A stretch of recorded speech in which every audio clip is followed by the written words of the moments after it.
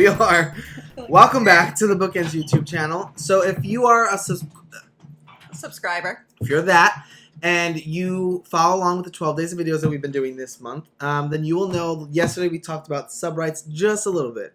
And we decided we should do a broader video on it. Because we realized that not everybody knows all the publishing terms. Right. And I think we talked about doing a playlist if our viewers are interested of just contract stuff. Yeah, so put in the comments if that's something you're interested in. But sub-rights would fall under that, sort of. Technically, yeah. But sub-rights are a really important part of any book deal. And every author should know what they are and what they do for you and what they mean and all of that. So there are any of the other rights other than what you're specifically contracting the publisher to do. So you are specifically contracting the publisher typically to sell print and ebook rights of your book. Subsidiary rights are all the other ways your book can be. I see how you're explaining it. Okay, I gotcha. Yeah, we are saying the same thing, but I'm saying it in a different way. Okay. That makes sense. Yeah, so don't roll your eyes on video. No, I didn't realize. I was going to say, hope they understand what I'm saying. Okay, so sub-rights are anything outside of, like you said, the print or the ebook. And there are some examples are audio, translation rights, which are the print in different language. Book club, anthology, performance rights, large print, all of there's a ton of them, and we can put a list in the... Can we say film? Yes. Well, performance is film, television. Okay. And we'll put a list below in the thing. Description. And thank you. Words are difficult. 2 people, 1 word. That's the way it works around here. Yeah, so, it's important to go through all of those things and what they mean, I think. So, where should we start? So, part of the negotiation that your agent will do with the publisher initially are what rights we are licensing the publisher. And I like to use the word licensing even though we technically say we sell a book. Right. The truth is we are licensing the rights to the book to be published by a certain publisher. So we are not actually selling them the book. Right. And I like to use that differential when we're discussing contracts.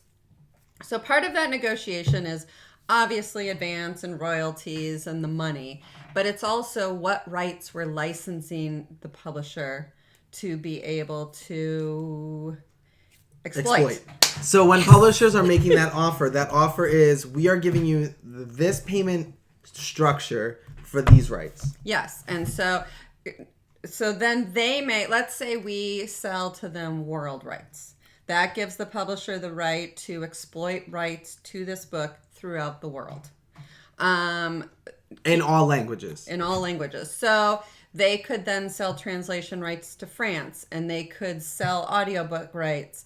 And if film is included, which we would never want it to be, they could sell the rights to a film company, I should say license all of these, to a film company to make a film of your work. You will always be paid for whatever rights they exploit. Right. But they will also be paid part of it. Right. So when you get your offer, it'll usually be something like translation rights, 75% to you, 25% to the publisher. And there will be a structural breakdown for every right that you're licensing to the publisher, how your payment gets broken up. Yes. And that will be different from publisher to publisher, how agent to agent sometimes. Right. It'll be part of the negotiation process. So be aware that... Book. Yes. Right, exactly. And the rights that you're giving each publisher will change book to book. Some offers might be for world rights, some might be for world English rights, which is the right to publish throughout the world in only the English language. Yep. And then North American English rights, which is the right to publish in North America in English.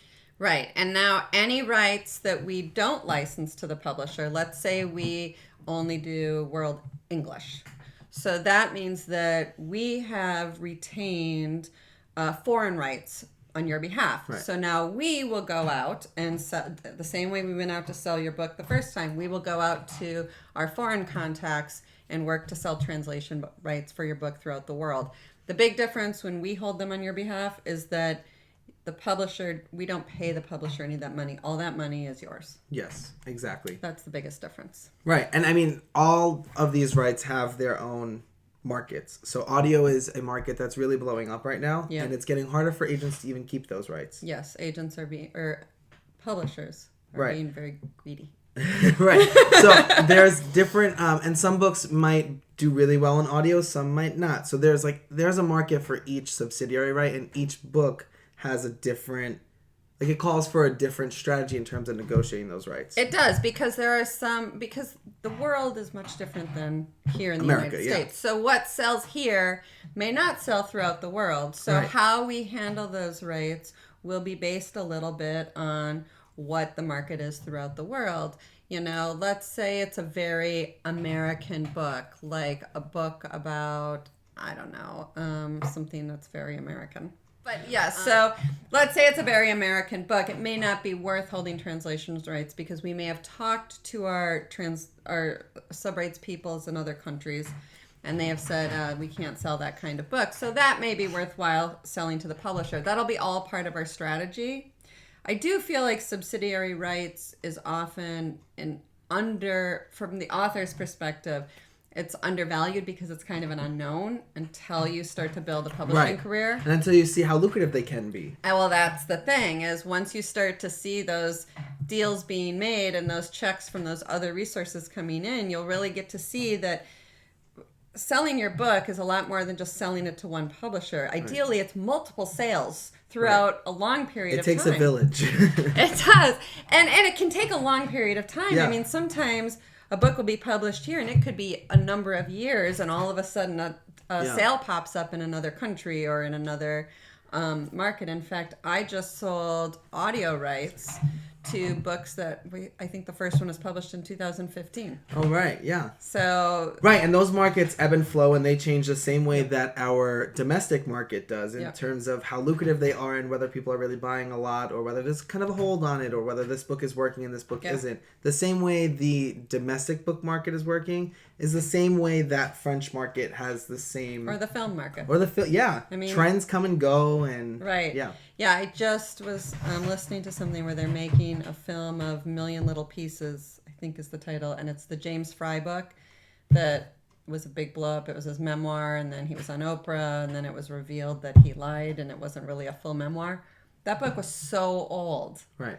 And, you know, I think it might be close to 20 years old. And now, suddenly, they're making a film deal about it. Yeah. So sometimes these rights can keep coming up in...